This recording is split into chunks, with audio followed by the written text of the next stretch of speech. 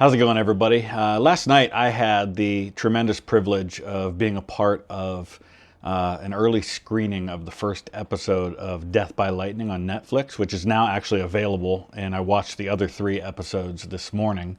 I had it all watched by 9 o'clock this morning. It was at Hiram College, which is actually where future President James Garfield and his wife Lucretia, his future wife at the time, both attended, and Garfield later became the principal, as it was then called, of what was then known as the Western Reserve Eclectic Institute. So I grew up 40 minutes from Garfield's birthplace.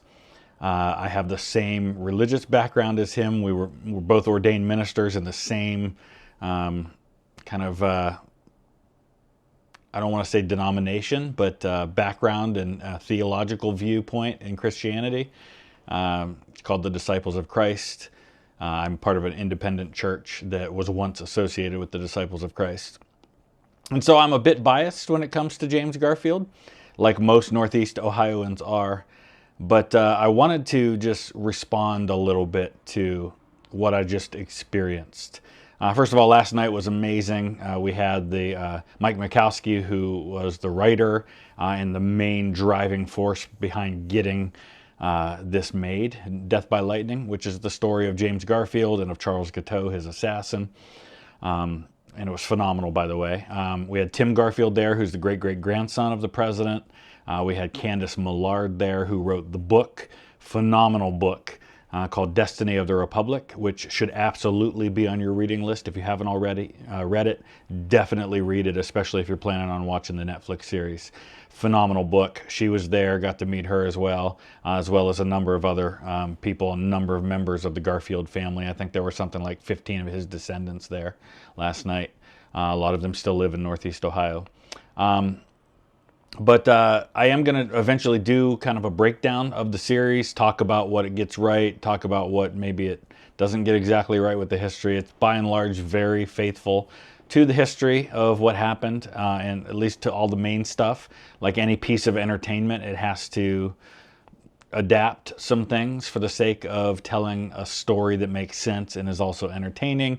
I think it probably caricaturizes a little bit some of the characters, especially like Chester Arthur, who was played brilliantly by Nick Offerman, stole every scene he was in. But the reason for the seemingly clickbaity title of saying that this broke me, it's the truth. It's not clickbaity. I don't really do clickbait. It did break me, and I want to just talk briefly about why. I mentioned a while back, after some recent political events, that I was going to be doing more talking about just how I see the world and our place in it, and what I like and what I don't like, and just kind of sharing my heart a little bit. And listen, I'm no more important than anybody else out there in sharing their opinion, so you're free to hear it, disregard it, ignore it, laugh at it, do whatever you want. I found myself in tears a lot in the last episode. It literally did break me for a couple of reasons. Number one, as somebody who's incredibly biased toward James Garfield, I was just sad at the loss for our country. I was sad for his family. There's some really touching scenes in there with his wife, with his daughter especially, where he tells her how proud of her he is, and he's kind of saying goodbye to her. And it's especially touching when you know that of his children who lived to adulthood, the only one who's interred with him in his tomb at Lakeview Cemetery in Cleveland is his daughter and her husband. So I thought those scenes were especially touching. The way you see Chester Arthur grow throughout that, which I'll touch on more as we go, I thought was very touching. But James Garfield was a great man. He was not a perfect man. He made mistakes. He had an affair early on in his marriage with his wife, which he later regretted, and from all accounts never went close to doing anything like that again, was very devoted to his wife. I wouldn't say that he was involved in the credit mobilier scandal as a congressman in the 1870s, but he certainly in some ways turned a blind eye to it. And I think got associated with it because of that, and maybe didn't handle it as well as he should have. But I think the reason it broke me the most watching that today, beyond the what if and beyond how great a president I think he could have been, certainly one of our most intelligent presidents, one of our most gifted speakers that's ever been president, certainly a very, very, very talented man. But beyond that, it was something deeper than that, and it caused me to kind of reflect on today. And this was touched on a little bit last night. I think Mike Mikowski said it, and he said it in a very nonpartisan way. He said, regardless of party, I don't care about which side of the aisle you support. He said, when's the last time we had someone, a politician, who spoke like that? And what he meant by that was how Garfield spoke. Garfield became president. The way they describe it in the series is that he fell up, and it's absolutely true. He goes into the Republican nomination process in 1880 as a almost 2-decade-long congressman. He was the senator-elect from Ohio. He had just been elected to the U.S. Senate from the state of Ohio by the state legislature. Never took his seat because he falls up into the presidency instead.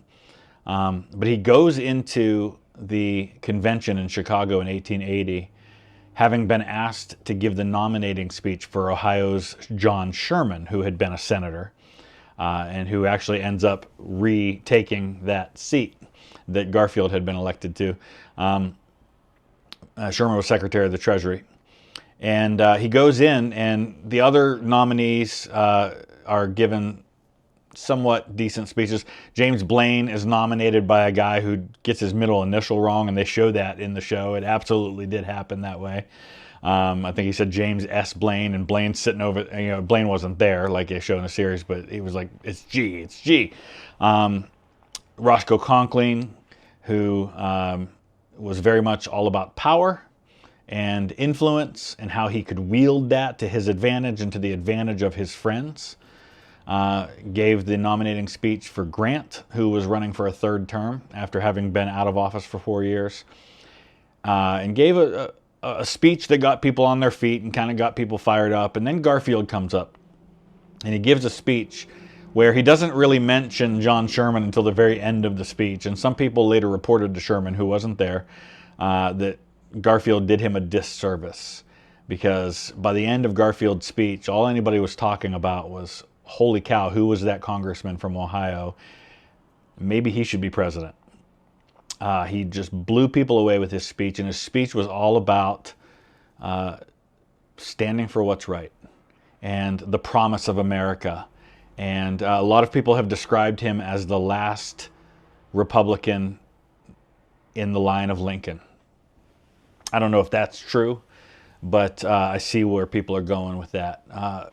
Garfield was an idealist, but Garfield was something more than that. And this is what really broke me as I was watching the series and I was reflecting on having read the book and all the study I've done about Garfield recently, is that while he was not perfect, what sets Garfield apart from, say, a guy like Roscoe Conkling, who was all about power and influence and getting ahead for his friends and getting his friends into positions of power and influence, Garfield was okay with doing the right thing, even if it meant it wasn't popular, even if it hurt him politically. He was not nearly as ambitious as most men. Like I said, he didn't go into that nomination process wanting the presidency for himself, at least not publicly. And when people started voting for him, when they got to like the 32nd, 33rd, 34th ballot and people start voting for Garfield, he actually calls a point of order and tries to stop it and says, listen, you can't vote for a guy who doesn't want the votes. But they were like, no, it's not how it works. Shut up.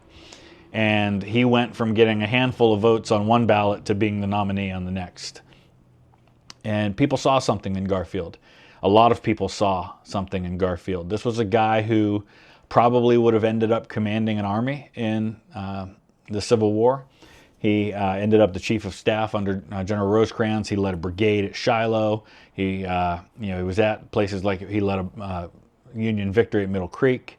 But he was always torn between two worlds. His life at home, where he wanted to be at home and be on his family farm and be with his wife and kids and build things and develop the farm and promote education. He also had a law degree and worked as a lawyer, and he served in Congress at the same time he was a Civil War general. And he was constantly being drafted out of one thing into another because people saw greatness in him. A man who came from absolutely nothing and rose on the merits of his own tenacious ability.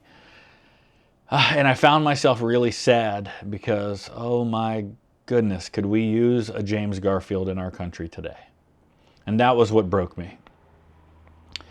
What I wouldn't give for a man who put the country ahead of himself, who put what was right and the people ahead of politics, ahead of his party, ahead of his own ambition. And again, I'm not saying Garfield didn't have elements of those things. He did. He was not a perfect man. But way more than anything that I've seen recently in our country, this was a man who took on the system, fought a famous battle against the most powerful man in his own party, Roscoe Conkling, a battle that could have completely derailed his presidency before it started, and nearly did before it started. He took him on and he won because he wasn't going to back down from a bully that had had his way for a decade or more in the Republican Party and in the country. And he defeated Roscoe Conkling to the point where Conkling ceased to be anything moving forward. So if there's no other legacy that James Garfield had, it was that. But there was also another legacy, and that was Chester Arthur. Chester Arthur was a lackey of Conkling, for lack of a better word. He lived with Conkling in Washington while he was vice president. That's how much influence Conkling had over Arthur. Arthur and Garfield did not see eye to eye, and Arthur did his level best to undermine Garfield early on in that presidency. But Arthur, while Garfield is a guy who was a great man, I think he was already a great man by the time he became president, and he rose on the strength of his greatness, on the strength of his abilities, on the strength of his mind, on the strength of his character. And he was a great man who was put into position where he would have done great things had he lived. Chester Arthur was not a great man, but he, I think, became a great man because he had greatness thrust upon him by the death of Garfield. And there's something that doesn't really get covered much in the movie, but it's covered extensively in the book. There were these letters that were written by this woman. I think her name was Julia Sands. She wrote these letters to Garfield, or to Arthur, basically saying, listen, God has laid it on my heart that you have greatness within you. If you will just tap into that, if you will just embrace that, you can do great things. And Chester Arthur underwent this incredible transformation from being a product of the spoils system, a product of crony politics, who was no doubt absolutely crooked, and corrupt, into a guy who took down the crony politics, who took down the very system that created him and ended up signing the Pendleton Act, the Civil Service Reform Act that was championed by Garfield, but was signed into law by Chester Arthur. And so my prayer, my hope, my desire for our country is that we would find men like that. Men who either are great, or women. If it's a woman, great. People like that. People who care more about the country, care more about the country's people, and more about doing what's right than they do about what keeps them in power, about what makes them popular, about what gives them more influence and authority, but to do what's right. And I'm not saying that there aren't people like that out there, but boy, we need those people to be the loudest voices, and we need them to be the one that carry the day. Or someone like a Chester Arthur who maybe does it for all the wrong reasons, but when he gets into a position to make a difference, does the right thing. So in saying that death by lightning broke me, it broke me because it made me sad for our country's need for that again. So I hope that we will have that. And if you're watching this and maybe you are that person, man, let the rest of us benefit from your wisdom, from your ability, from your influence to make this world a better place. I've often said this, and I guess I'll close with this. Influence is not about what position you have. You can be, I know they use the word influencer for people like me who have a YouTube channel or an Instagram account. I've never liked that word, but as you can tell from videos like this, I'm embracing the fact that for good or bad, it's true. Influence isn't about what position you have. It's not about how many followers you have. It's not about a title or being elected to something. Influence is about how you use it. It's what leadership is. Leadership is taking the influence that you have and using it to make the people around you better, to inspire the best in people. That's what I think positive influence is. Yes, there can be negative influence too, but I think real leadership is using that influence in a positive way to make the world a better place, to make the people around you better.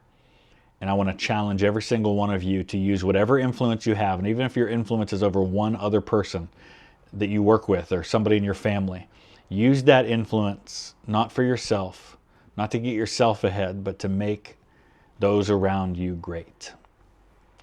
That's what broke me, and I hope someday we'll find that again. Thanks for listening.